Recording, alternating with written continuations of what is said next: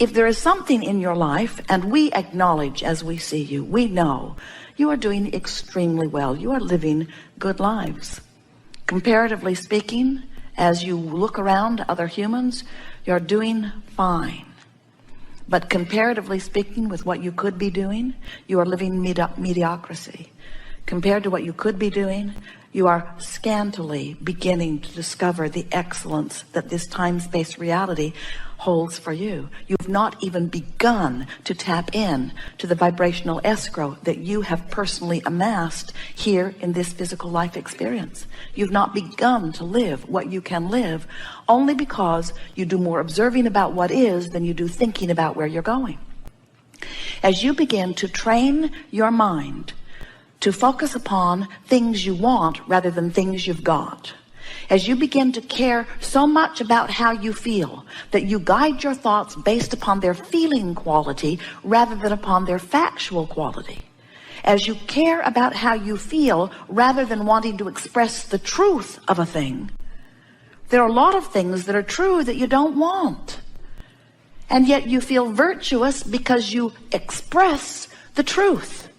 And we say, if you keep beating the drum of things that are true that you don't want, you keep creating more things that you don't want that are true. In other words, law of attraction does not discriminate. And that's the wonderful thing about law of attraction. It allows you your freedom to choose.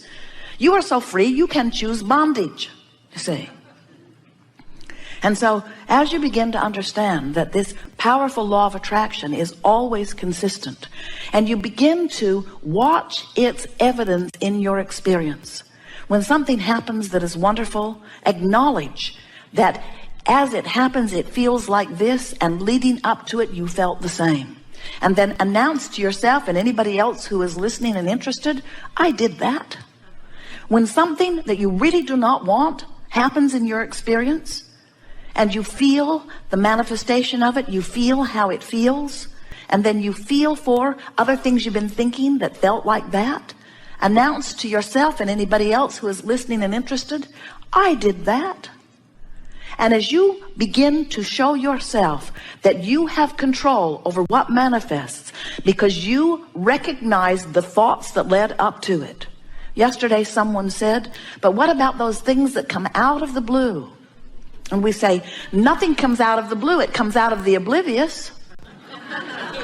In other words, nothing comes out of the blue if you are aware of the way you feel. And you can start right now. The next thing that happens that is big in nature, that feels really good or really bad, settle into it and say, oh, I can really feel this. And then reach for recent thoughts that evoke that same feeling and say to yourself, I saw this coming. I saw it coming. I sensed it coming. I felt it coming. I knew it was coming. Expectancy is about being aware that this behavior brings forth this experience. And we want you to begin to expect the manifestations that come from the patterns of thought, because that's how all things are created. Do you know that before there is anything, before there is what you call manifestation, there is strong, long, steady thought, consistent thought about it. So to be the creator of your reality, which you are, to be the deliberate creator of your reality, which you want to be the deliberate creator of your reality, you want to direct your thoughts. Well, most everybody says, sounds good to me, I'm ready to go. But we want you to know that you need a way to quantify your journey. When you are directing your thoughts, you have to know what is the direction that is leading you toward what you want, and what is the direction that is leading you toward what you don't want.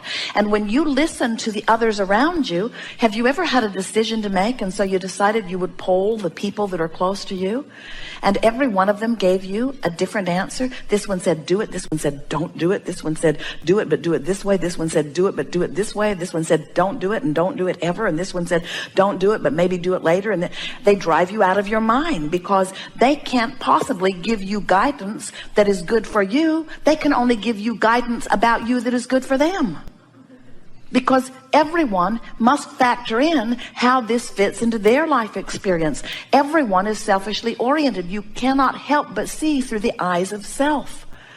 When you go to the car dealer and you say to him, which do you think is the best car for me? He will tell you which is the best car for him to sell to you. He doesn't have the ability to factor in all of the things that you've been living that have made you know specifically what you want. If you leave it to him, he'll sell you what works best for him every single time.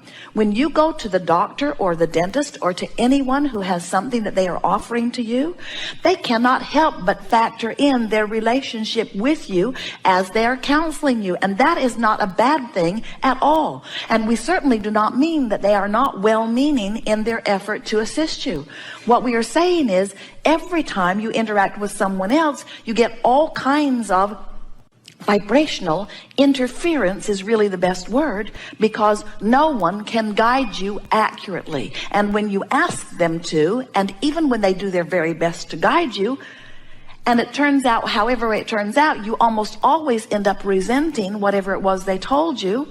Because if you're not a vibrational match to what you've been asking for, it can't come. And it doesn't matter how precisely you tried to follow anybody else's advice. You cannot quantify your journey, and you cannot get from where you are to where you want to be by asking anyone outside of you what is the proper path. Religion cannot give it to you. Politics cannot give it to you. Your mother cannot give it to you, and your teacher cannot give it to you. No one can give you accurate guidance, but no one needs to, because you've got built-in guidance. And the guidance works like this. You come forth from non-physical, but you don't all come forth from non-physical. The larger part of you, the eternal part of you, the source energy part of you, the God force part of you remains non-physically focused. Do you understand that? In other words, many people think that they're dead or alive, which means their soul is in heaven or it is here with them. Many people think that it is one way or the other, and we're wanting you to understand. It's like when you plug your toaster into the electricity that comes through your wall. You don't ask the electricity to come and be the toaster. You're happy that the electricity remains the electricity and that it powers your appliances. You understand the difference between the source of the energy and the toaster. And so we're not wanting to be disrespectful, but you are the toaster. You are the extension of source energy, but the electricity, the source, will always remain non-physically flowing to you.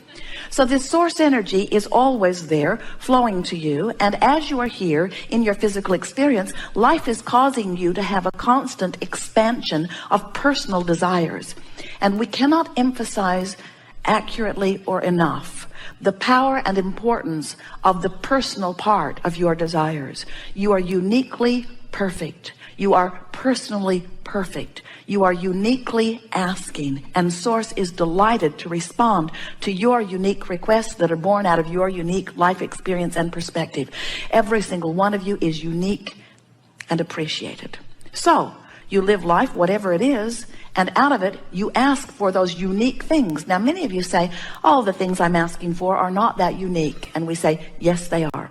The combination of the life you live and the rockets of desires that shoot out of you and the vibrational escrow that is amassing on your behalf because of all that you've lived before and what you're living now is a unique part of the expanding universe. And every bit of it is of value.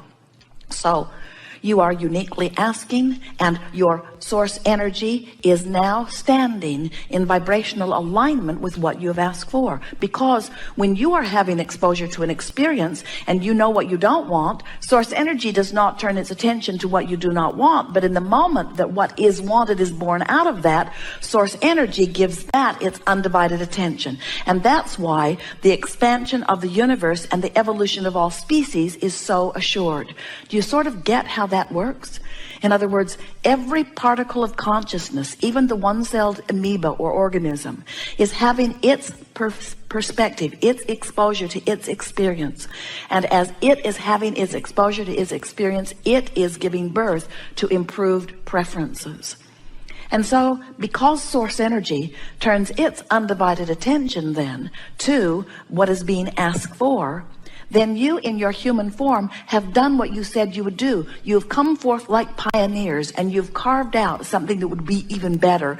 And the larger part of the source energy turns its undivided attention to that improvement, and the expanded universe moves on. That's why no matter what Al Gore says about global warming, and no matter what anybody else is saying about what's going on as they look at a pocket here and a pocket here and a pocket here of things that are not to their liking in the moment, no matter what any of them say from their very narrow human close-up perspective of what's going on here on this planet, because when something that you see that you do not like causes you to launch a rocket of desire, and because source energy, the energy that creates worlds, turns its undivided attention to what you are now asking for, you have to know that even as you're beating the drum and fearing global warming, that you're asking for improvement, and source is flowing with the improvement.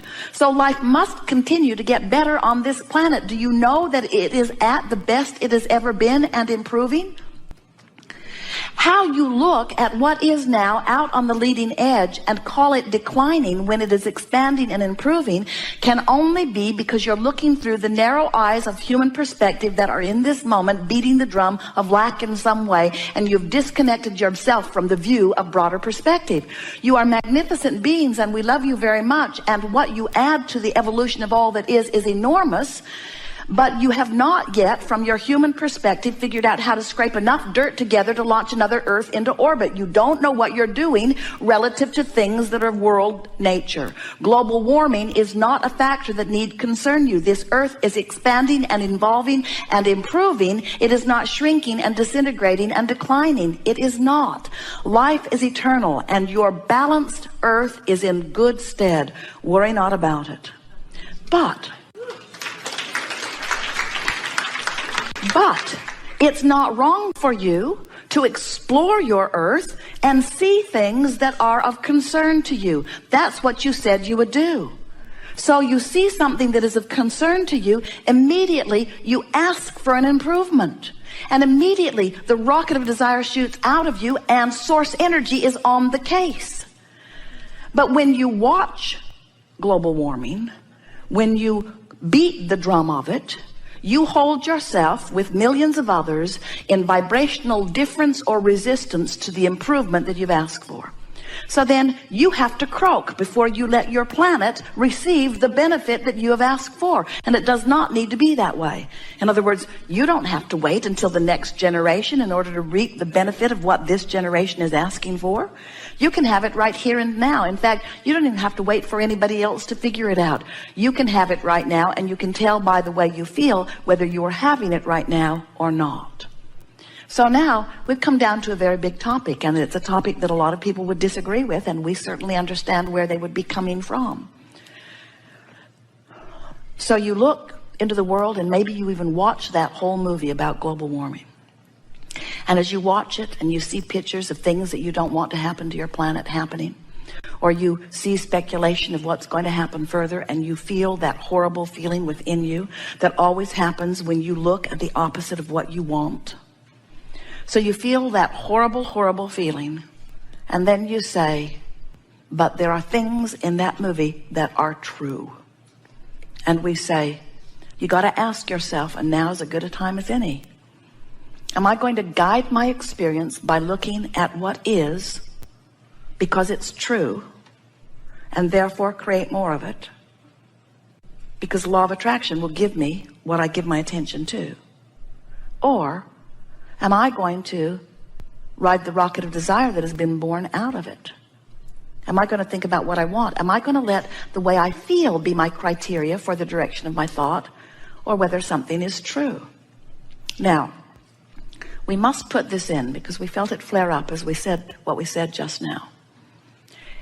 Every person on the planet could read the pamphlet on global warming and could come to a place of devastated fear. And in doing so, you would launch rockets of desire about what you want, and your world would improve because of your awareness of what you don't want, which helps you to be more aware of what you do want. But you could all simultaneously hold yourself apart from what is now in vibrational escrow, which is an even healthier Earth. You could, as a mass consciousness, it'll never happen, don't worry, but just speculating. You could, every one of you, turn your attention to things that make you feel awful.